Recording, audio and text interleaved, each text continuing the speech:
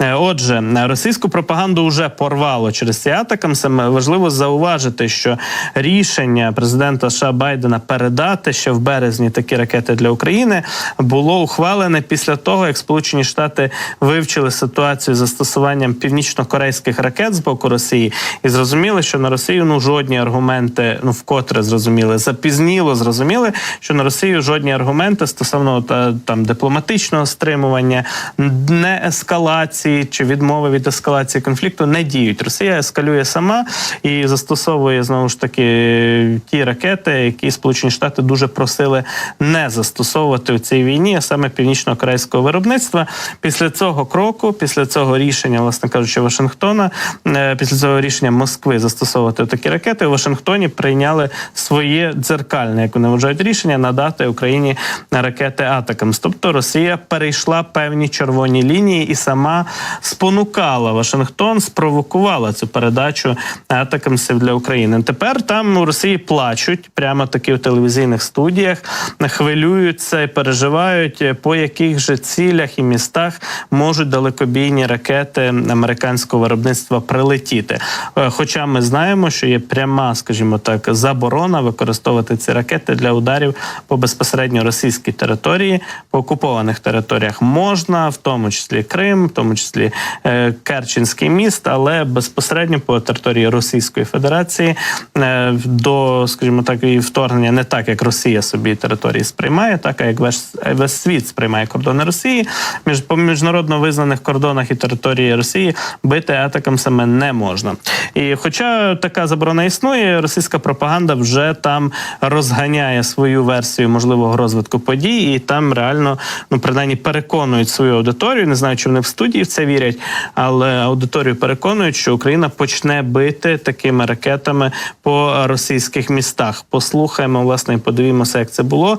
Далі обговоримо питання американської допомоги вже в нашому ефірі із гостем ефіру.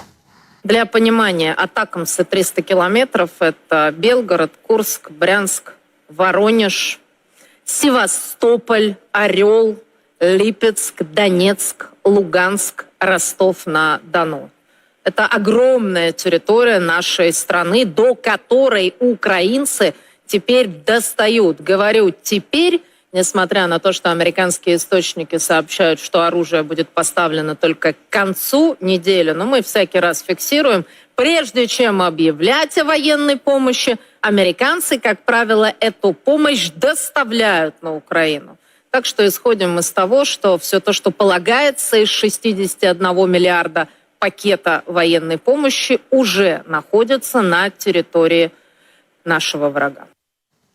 Бачимо, що передбачення Скабєєвої справдилися. Справді, атакамси вже в Україні, і то давно, ще з березня місяця. Тут вони переживають, що вони до кінця тижня надійдуть ці ракети. Вже надійшли, Україна вже їх має, тому бійтеся, росіяни. Але всі ці карти, які вони малюють, Білгород, Курськ, інші російські міста, які можуть опинитися під обстрілами таких ракет, все це, звичайно, маячня абсолютно. Україна точно не буде використовувати ті ракети всупереч, скажімо так, правилам і домовленостям із нашими партнерами американськими.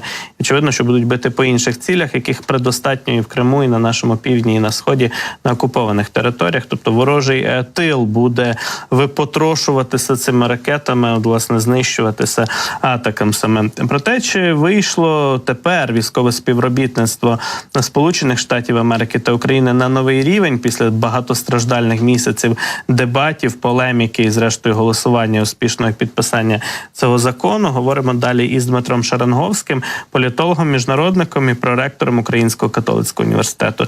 Дмитре, вітаю тебе, доброго ранку, слава Україні.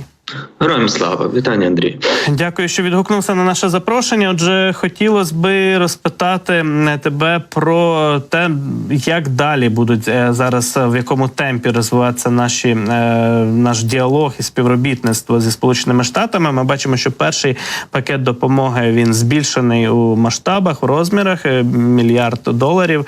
Це серйозна сума і серйозна номенклатура озброєнь заявлена у ньому.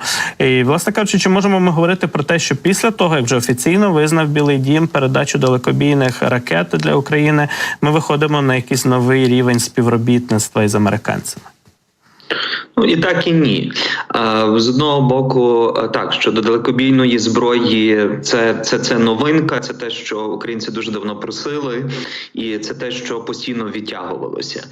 І таким чином ці свідчення, дійсно, що ми вже маємо так зразки, вже з березня маємо зразки, і очевидно, що вони будуть більше тестуватися, так, і очевидно, що ми можемо на них тоді розраховувати. І в тому сенсі це дійсно певна є новизна.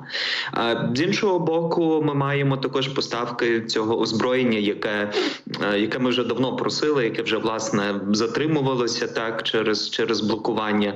Тому в тій частині не є принципово чогось нового. Змінить ситуацію вже трішки пізніше, так, ну це вже не тільки там з американцями пов'язано, так, але постачання ось F-16, і це буде ніби ще один новий виток. І таким чином ми будемо бачити, що от з початку повномасштабної війни ось оце протискування все нової зброї, в яку опираються, але все-таки в кінці кінцями дають, так, воно має своє місце. Тому я б не сказав, що це якийсь грандіозно новий скачок в відносинах, це скоріше от закриття старих гештальтів, де були сумніви, де приходилося дуже сильно лобіювати.